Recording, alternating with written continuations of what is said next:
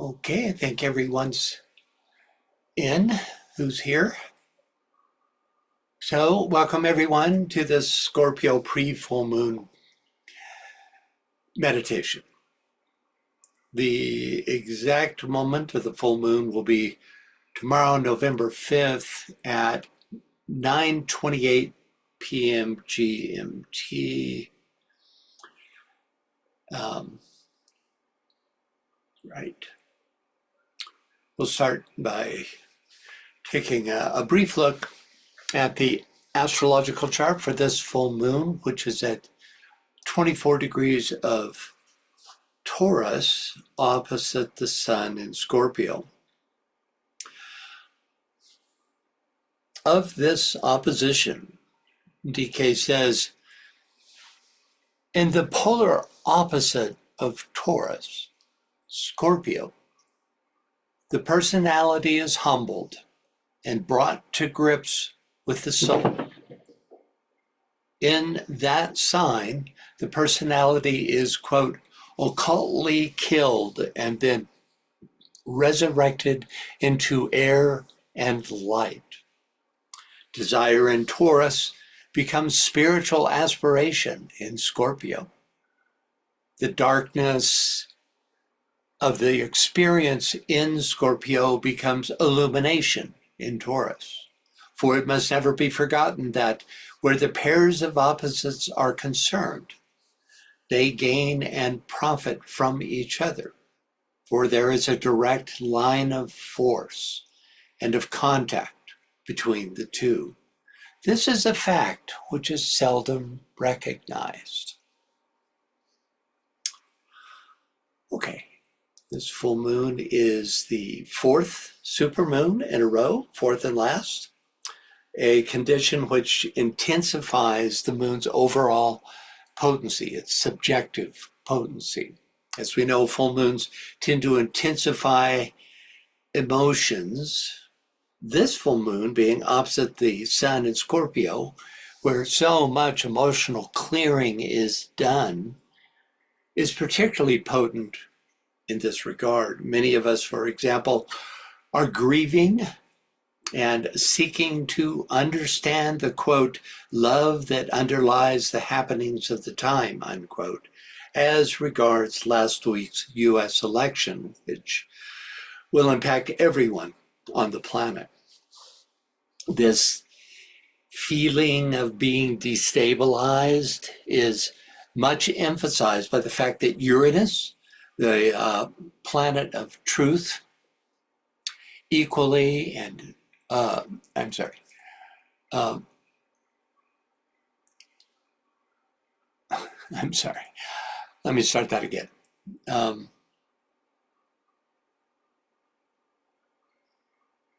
Yeah.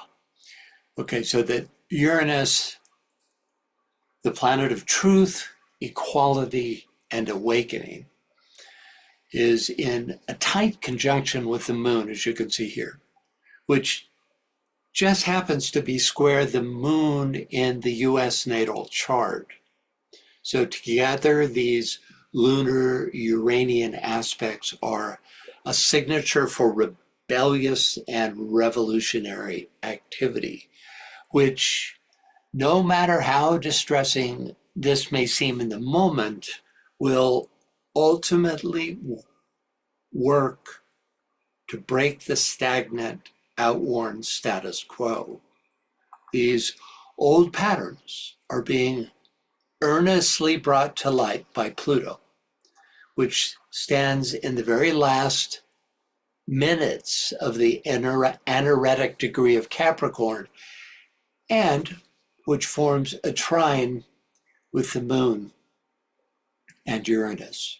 So what does this mean? Pluto excavates that which needs to be transformed, which in this last degree of Capricorn are the inequities of the top-down power structures of the world.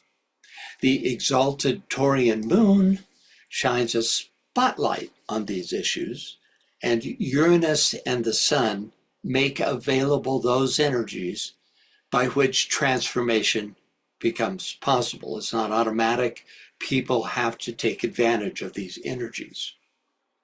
In a few days, Pluto will move into Aquarius, where it will be for the next 20 years. This is the last of the wobbling back and forth between Capricorn and Aquarius. So now it will set its journey through Aquarius. This move will begin the long process of shifting the energy from power held by the few to the ideals of Aquarian equality. Also during the Scorpio full moon, 6th rate Neptune, a key planet for initiating the gradual transformation into Aquarian ideals, stands at the top of a powerful and beautifully symmetrical pattern of aspects. Neptune, which facilitates the transformation of emotion into love, is a special ruler in Pisces, where we find it this month. About which DK says, Neptune focuses the influence of Pisces as it concerns humanity as a whole, and not just the individual man. Neptune and Uranus represent the head and heart of humanity, which are potently connected during this full moon. Okay, let's take a quick look at Scorpio, whose exoteric keywords are let Maya flourish and let deception rule, and whose esoteric keywords are warrior I am, and from the battle I emerge triumphant. Scorpio rules the 4th human hierarchy, where our true selves, the human monads, also called the imperishable jivas, are found. Therefore, Scorpio is the fundamental sign of discipleship, and thus the de facto sign of the death and resurrection of the personality. But in order to bring this transformation about, the disciple must first descend into the depths of his or her psyche in order to make conscious one's unconscious, unexamined personality traits. This also applies to that vehicle that is called the human kingdom. It must, through us, descend into the depths of its psyche in order to make conscious its unexamined personality traits. To help us in this excavation, we have Pluto as a special ruler in Scorpio, which is strongly aspected this month. So let's take a look at this quote from DK on the tests that must be undergone in this sign. The 3 tests in Scorpios concern the 3 aspects of the human being as they fuse and blend upon the physical plane. They are, first of all, the test of appetite.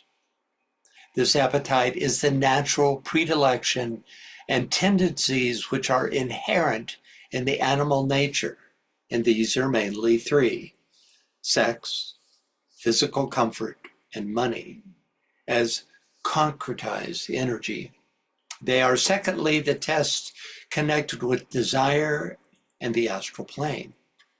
These are subtler in nature, producing automatic effects upon the physical plane.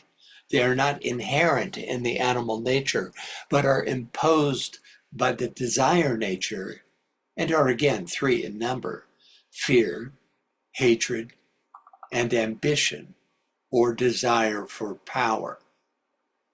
Then there are, thirdly, the tests of the lower critical mind, which are pride, separativeness, and cruelty. Remember that the worst kind of cruelty is not of a physical nature, but is more mental in character. Okay, Let's take a quick look at the Heraclean labor for Scorpio, entitled Destroying the Lernaean Hydra, whose 9 heads, and I'll go over these: sex, physical comfort, and money on the physical plane, fear, hate, and ambition on the astral plane, and pride, separativeness, and cruelty on the mental plane, together make up this labor. If there's a single labor that epitomizes Hercules' overall path and struggle, it is this one. Though the myth focuses on the physical battle, esoterically the labor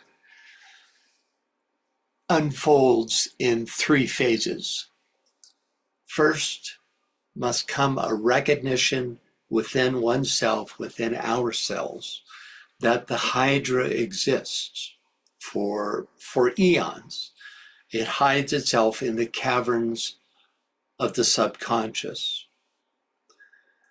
The second phase of the labor requires that we take responsibility for the fact that the Hydra manifests through our personality. Coming into this conscious awareness requires the setting up by the integrated personality of an inner observer who is charged with the task of assessing our thoughts, feelings, speech, and action, and not reacting with abhorrence and aversion to what's found in the subconscious, but rather with an attitude of compassion and divine detachment. In order to engage in the battle itself, to take on the Hydra and defeat its influence, we must become familiar with those regions of soul consciousness that lie beyond thought and feeling, the Buddhic or airy realm, into which we will eventually be able to, quote unquote, lift the Hydra. This lifting, which deprives the Hydra-like unconscious personality of its familiar environment, is tied to all phases of walking the path, from probationary purification up to and including the 3rd initiation, when we will finally free ourselves from the grip of the great illusion. And with that, let us begin our meditation together. So, spines erect. Start to use your breath, regular and deep breaths, to calm the physical plane, calm the astral activities.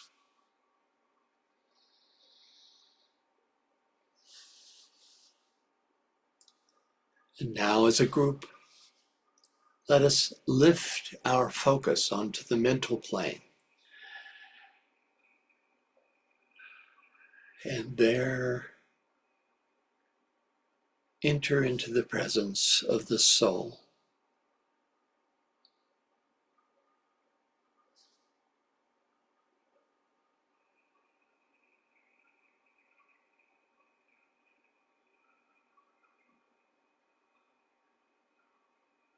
Let us gradually deepen this contact, feeling ourselves moving into a field of light, of love, and of spiritual power.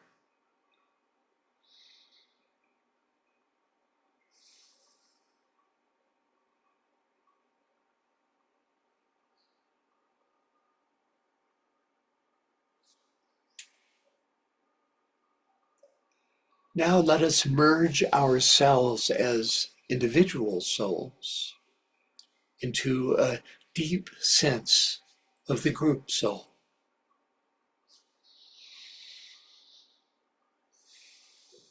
We can facilitate this merging by visualizing a ring of white light with each of us as points within that ring. And at the center, the Master Dua Kul, who is one with the group soul.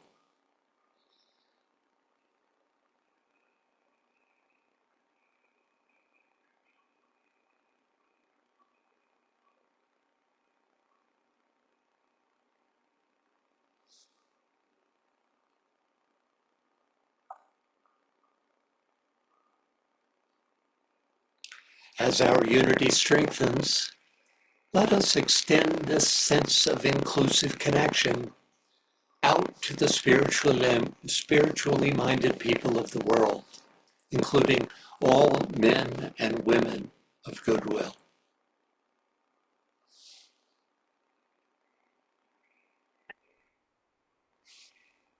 Francis, Yeah, your mic's doing that distortion thing again.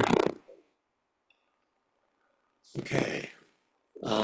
Maybe I should go out and come back in. That seems to fix it. I'll be back in 1 minute. Just Okay. hold the focus, everyone. I'll be right back.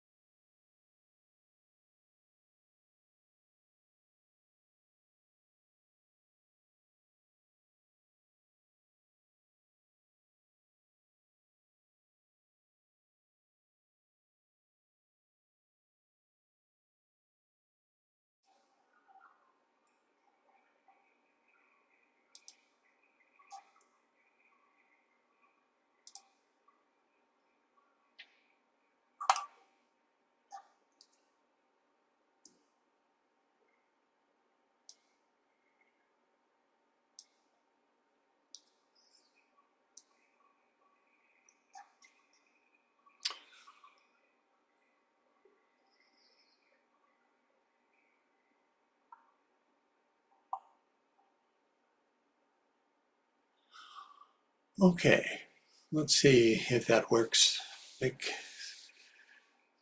Yes.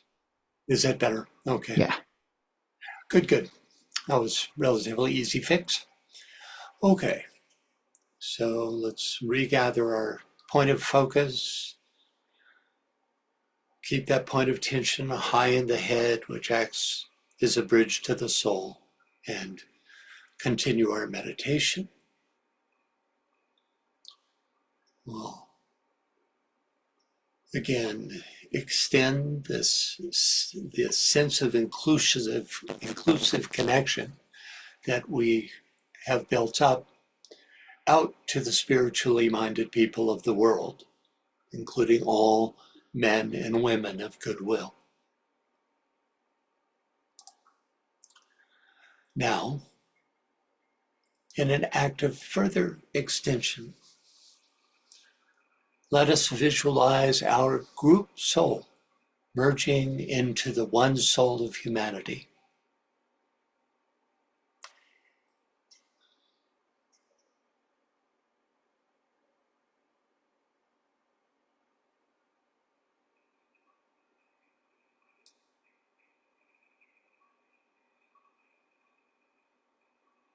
This is a feeling as well as a mental activity.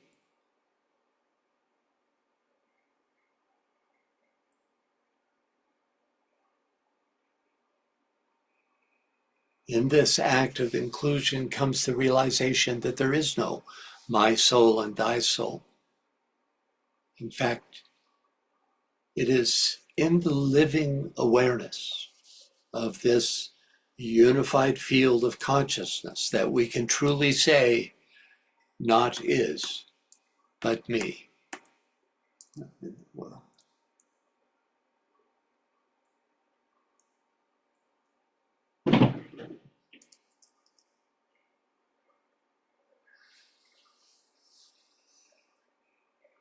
now bringing to bear the will aspect of the soul, let us together visualize a potent point of tension within the mental unit, demonstrating as the color of your soul ray. This point of tension will form the foundation of your antakarana. If you don't know your soul and personality rays, use the second ray color, indigo.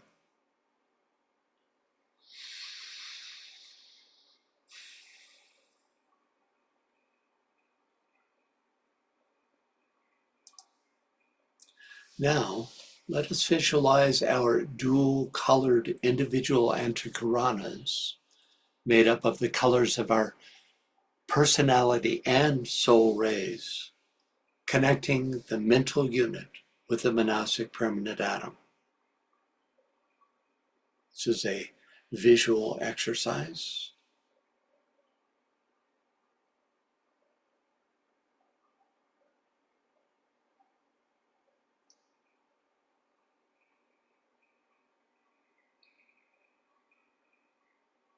Now, as this connection grows stronger, visualize our individual antakaranas merging into the group antakarana, which glows with all the 7 colors, but primarily with the deep indigo blue of the second ray,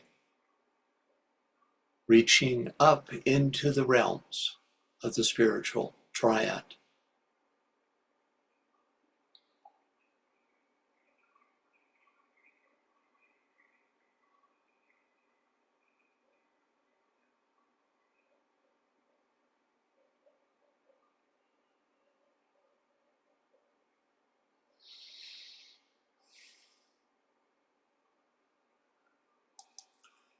Now, inwardly and in continued identification with the group soul, let us affirm the great word of power. I see the greatest light.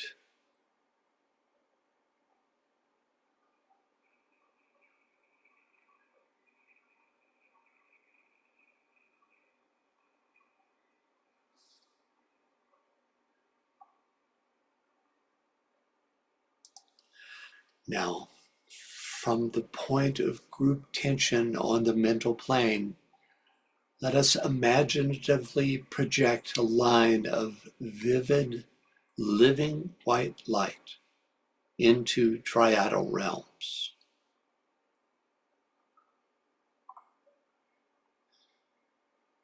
This group light is immediately met by a light from on high. In the presence of this great light of the spiritual triad, let us as a group attempt to feel the presence of the great white brotherhood, the Lodge of Masters, the spiritual hierarchy of our planet.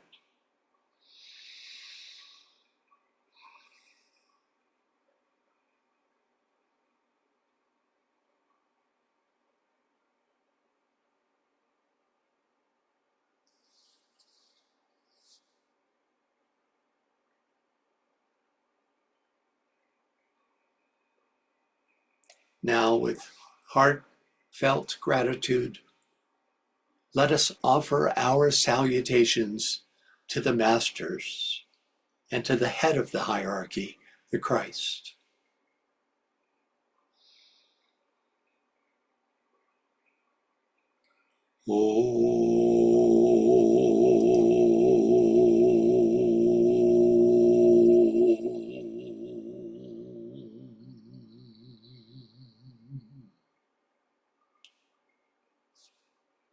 Salutations to the Buddha, Lord of light and wisdom.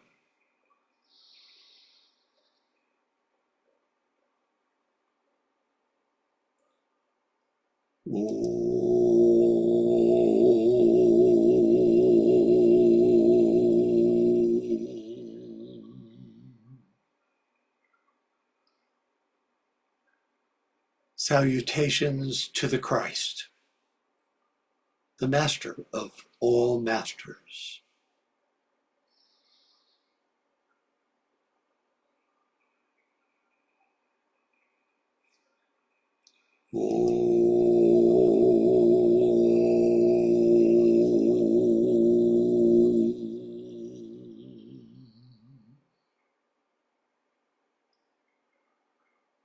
Salutations to the triangle of masters with whom we work most closely.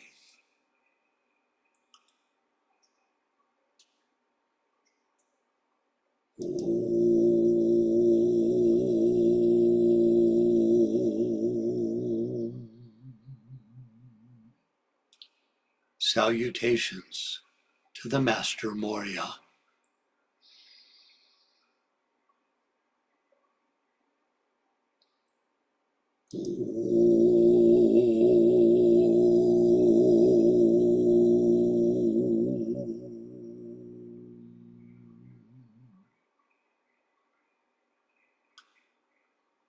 Salutations to the Master Kuthumi.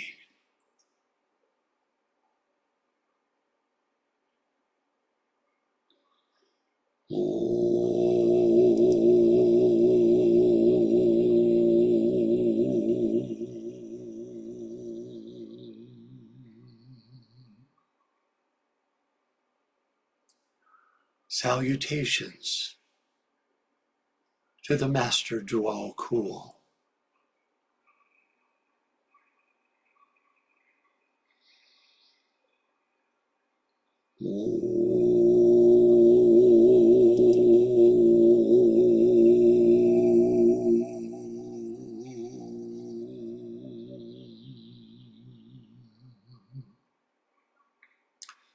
Salutations to the spiritual hierarchy of our planet.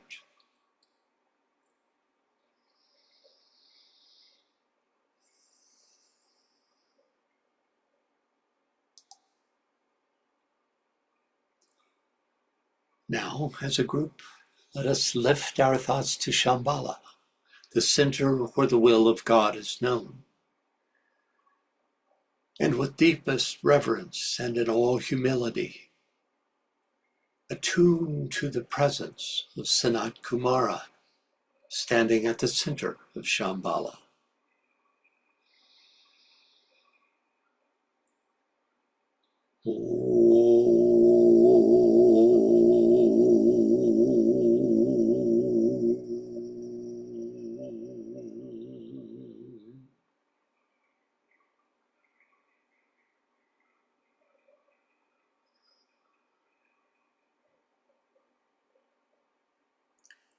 It is in this heightened state that we can come to realize that Shambhala is the planetary center through which the energies of the constellations and the planets enter our world to be distributed to all living beings on Earth.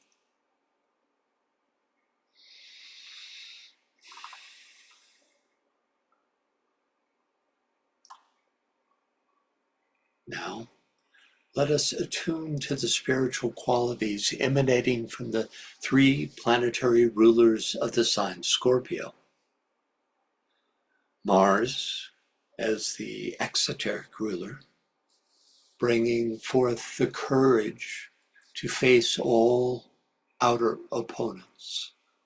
Mars again as the esoteric ruler, instilling in us a capacity to confront the much more difficult, devious, and dangerous inner opponent, which we call the dweller on the threshold.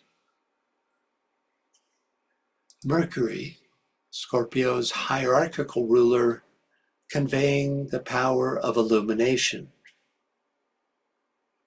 And also Pluto, a special ruler in relation to Scorpio, giving us the power to destroy that which binds our consciousness to illusion, glamour, and Maya. So, let us first turn our attention to the potency of Mars, which, as Scorpio's exoteric ruler, bestows the will to confront and overcome the enemy outside ourselves, to do battle for the good and the true in the outer world. And then Mars again as esoteric ruler, which gives us the courage to take on the far more lethal enemy within,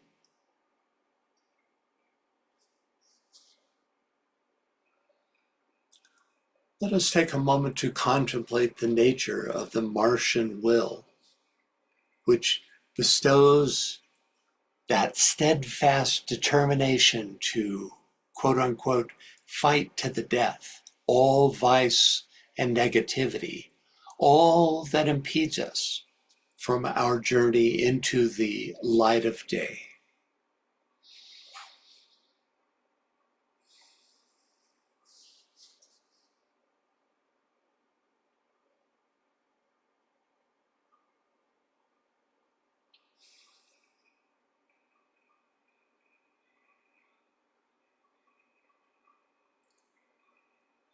Let us as a group open our consciousness to the impressions borne upon the Martian stream of energy.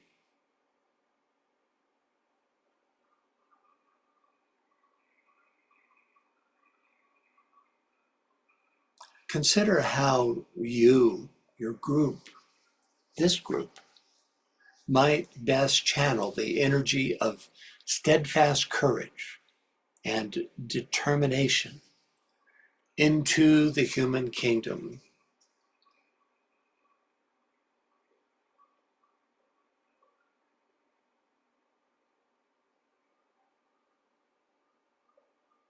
Let us together imagine this group imbued with this divine Martian quality, transmitting that quality to all humanity.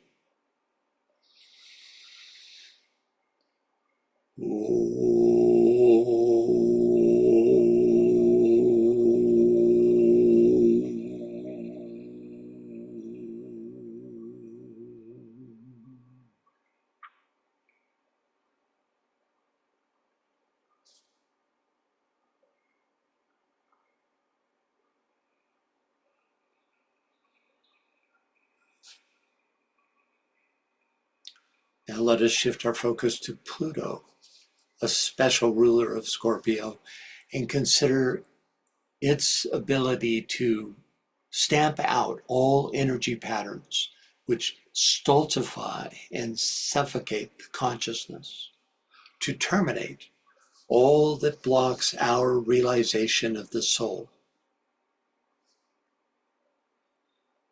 Imagine the sharp shears of Pluto severing for once and for all the threads of attachment to the unreal.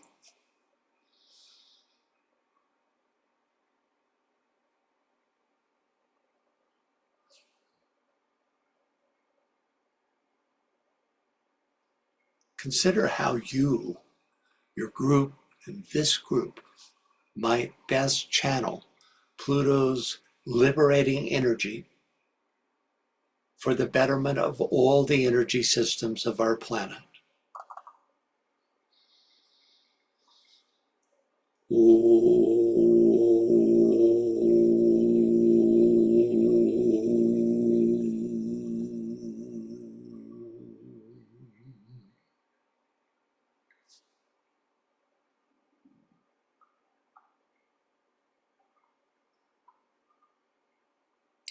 Finally, let us shift our focus to Mercury, Scorpio's hierarchical ruler.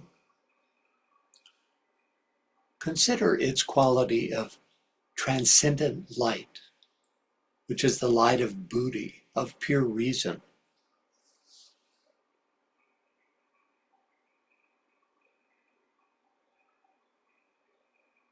Let us visualize this light shining into the miasma that we call the dweller on the threshold, both our own dwellers and the human family dweller, revealing it for the illusory phantom that it is.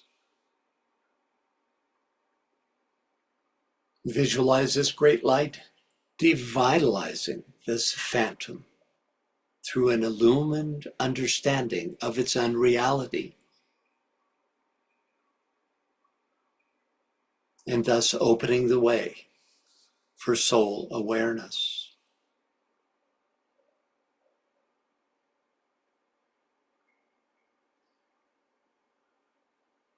from within this stream of transcendent light, consider how you, your group, and this group might best channel the luminous awareness that comes to us from this Mercurian stream.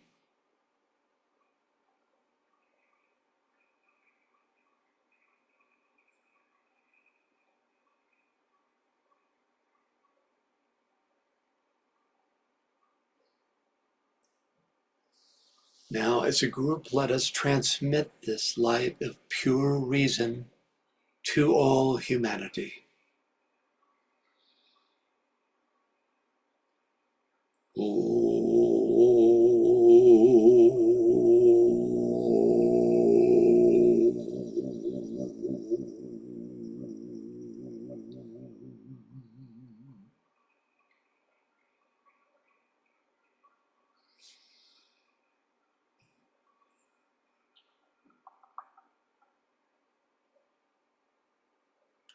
Now let us lift our focus to the solar logos, which expresses itself through our sun and the solar system. Just consider the fact that we are ever immersed in the potency of love wisdom that pours through all the planets of this system, through Shambhala, and through every monad and personality on planet Earth.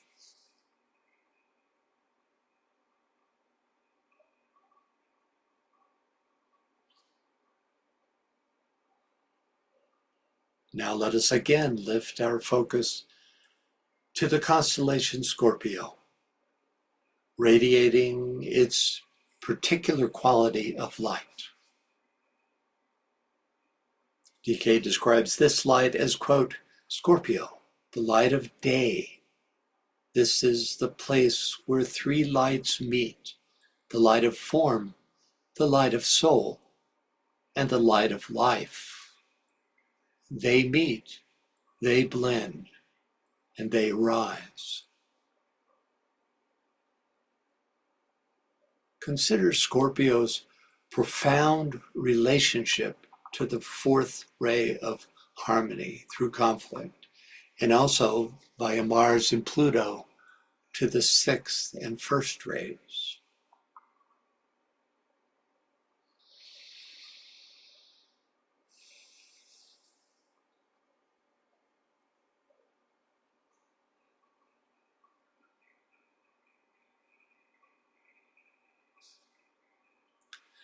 Now let us ponder deeply the mantra for Scorpio. Warrior I am, and from the battle I emerge triumphant.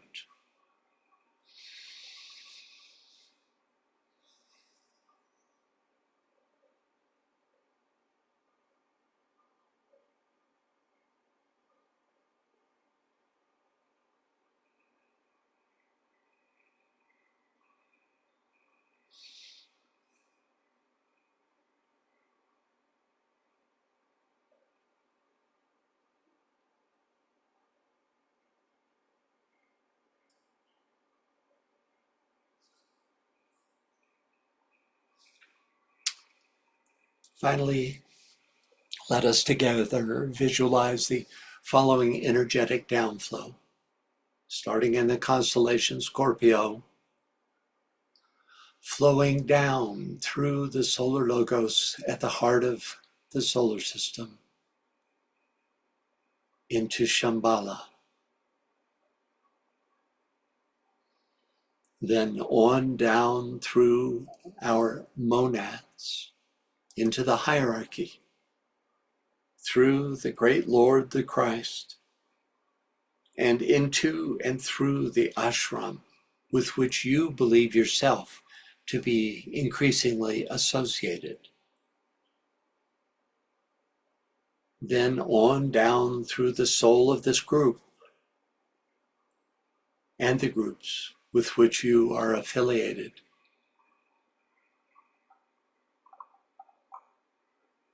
And finally, into your spiritualized personality.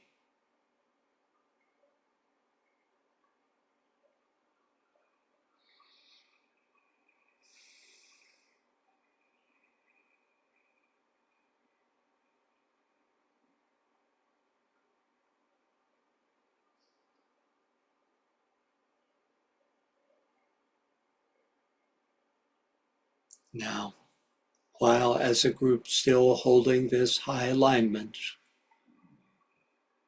let us, through the eyes of love and compassion, consider the world situation.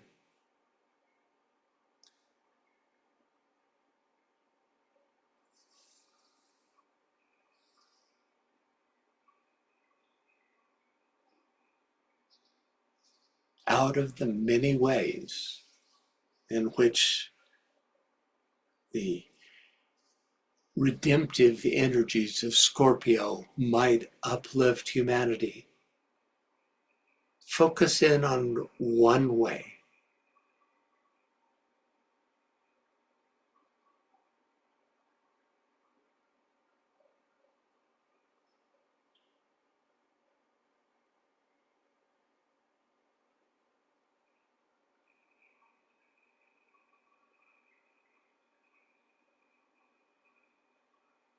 Now, with hands upraised and intoning the Om 3 times, let us project this way of redemption out to humanity so that it may rise to its true spiritual potential and thus fulfill the divine plan.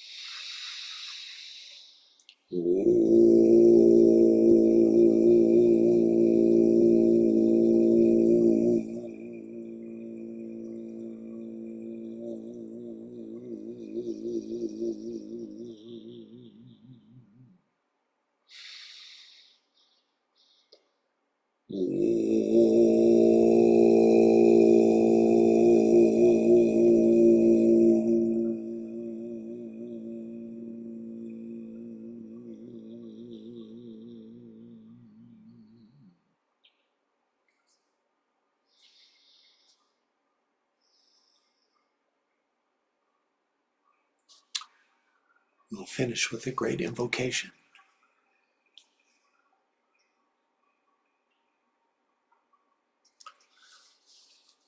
From the point of light within the mind of God, let light stream forth into the minds of men. Let light descend on earth.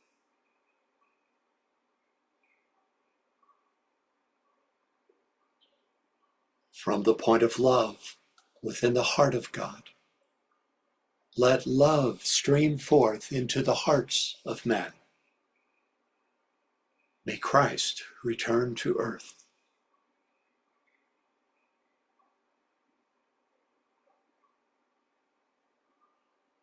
From the center where the will of God is known, let purpose guide the little wills of men, the purpose which the masters know and serve.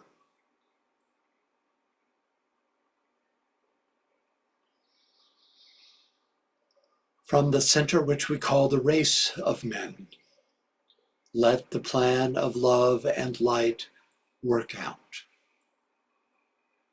And may it seal the door where evil dwells.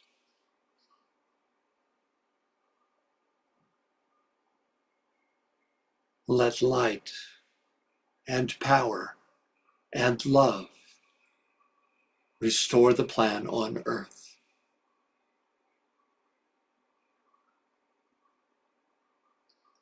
Oh.